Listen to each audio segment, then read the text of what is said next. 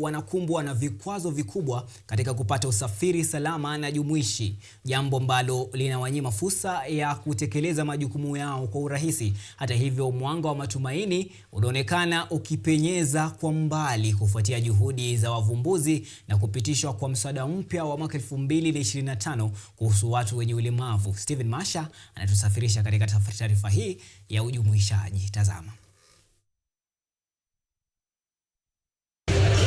Kwa watu wengi wenye ulemavu, usafiri huwa tabu na changamoto, hasa wanapotekeleza shughuli zao za kila siku za kujitafutia riziki na kuchangia katika ujenzi wa taifa ambalo kwa kiasi kikubwa hutegemea usafiri wa umma.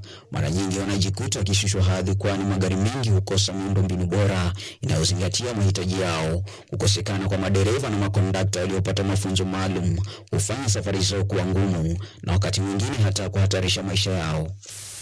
Na kwa Jefferson Moi, ukosefu wa usafiri unaozingatia mahitaji yake umekuwa zaidi ya kero. Ni changamoto iliyomgharimu nafasi muhimu za ajira na kushirikiana na jamii. It actually sounds or rather looks so weird and you end up feeling so bad, but it is the only option you have. You have no other option. You've been carried like a sack of maize, like a sack of potatoes, but you've got no option. That is the option. That is the only option you have, and we have accepted, but you're calling out. Hali ilikuwa sawia kwa Caroline Wikali, mtumiaji wa kiti cha magurudumu ambaye safari zake za kila siku zilijaa wasiwasi na hofu. Because you see, when using public transport, especially because I am a lady, so if I have to be lifted, it will most probably be a guy who is lifting me, and that is not very comfortable for me. Persons with disabilities, then maybe they have challenges with mobility. Hata hivyo, katika enzi ya ujumuishaji wa watu wenye ulemavu hapa nchini, hali inaonekana kubadilika kwa kasi. Juhudi za wadau kama Mobility zinarejesha matumaini kwa watu wenye changamoto za kimaumbile. This solution is actually inspired from a personal experience. When I was 6 years old, my dad got into an accident and he became paraplegic and is now fully reliant on a wheelchair. And so I got to see the challenges that he faced from that point onwards. And so unfortunately, due to lack of a transport solution that suits him, he was then dismissed from work. So I grew up wanting to find a solution so that more people then do not find themselves in this particular situation.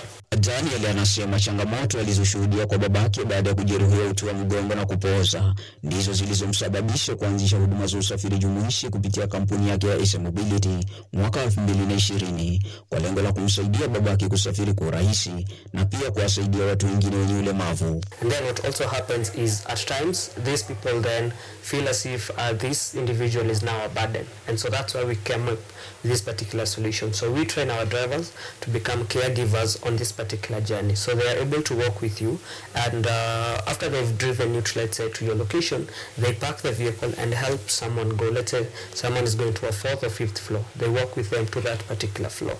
Aidha, Daniel anaeleza kuwa usafiri jumuishi huanza na mtazamo chanya kutoka kwa huduma wa sekta ya usafiri na si tu kuwafikisha watu mahali wanapohitaji kwenda. When working with even wheelchair users, for example, when you're lifting them and trying to place them into a vehicle, some people actually do it wrong. They grab them in bad ways, and at times they even make a bad injury worse. And so that's why, first of all, we train our drivers on how to actually do it, how to request and how to even ask for information, or how to understand more of what this particular person needs, instead of just thinking of what they would want, instead of asking them what they actually want. Juhudi na ubunifu wa Mobility umeleta mafanikio makubwa kwa Caroline Wikali, mhasibu na mtumiaji wa kiti cha magurudumu. Tangu aanze kutumia usafiri jumuishi, Wikali anasema amejiona jasiri na mwenye uwezo sawa na watu wasiokuwa na ulemavu. The car at the back has like a ramp that is inakuwa pulled out of the car, and then you can just access it by yourself, and then there is a space for your wheelchair. So that is usually the most interesting thing about their services, because I don't have to be lifted from my wheelchair. Kwa Beti Ndego, mmoja wa madereva katika Mobility, mahusiano yake na watu wenye ulemavu hayakuanzia hapa. Kulelewa na wazazi wenye ulemavu kulimjengea motisha ya kujituma zaidi kwa lengo la kuona maisha ya watu hawa yanakuwa bora na yenye heshima. My mom was born disabled, So this is one of the main reasons why I put so much effort to make sure that every person who is disabled is getting the right mode of transport they're supposed to get, which is very comfortable and very accessible.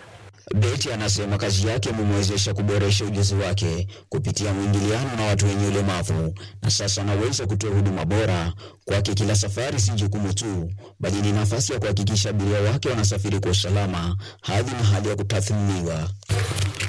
Usafiri jumuishi ambao ni sehemu muhimu kwa watu wengi, hususan watu wenye ulemavu, ni mojawapo ya hatua zinazozidi kumbatiwa na wadau tofauti nchini. Aidha, kutiwa saini kwa mswada wa watu wenye mahitaji maalum na Rais William Ruto kunaleta matumaini kuwa mambo yanabadilika, hasa katika sekta ya usafiri nchini. Sehemu ya kifungu cha sheria hii inaeleza kwamba ni kinukuu, watu wenye ulemavu wana haki ya mazingira yasiyokuwa na vikwazo na yanayofikika, yakiwemo majengo, barabara, huduma za kijamii na mfumo wa usafiri. Mwisho wa nukuu. Aidha, kifungu cha 30 ibara ya 7 sheria hiyo kinataja maeneo mahususi ya viwango vya ufikikaji vinavyopaswa kuzingatiwa, ikiwemo mfumo wa usafiri wa umma na aina nyingine yoyote ya usafiri.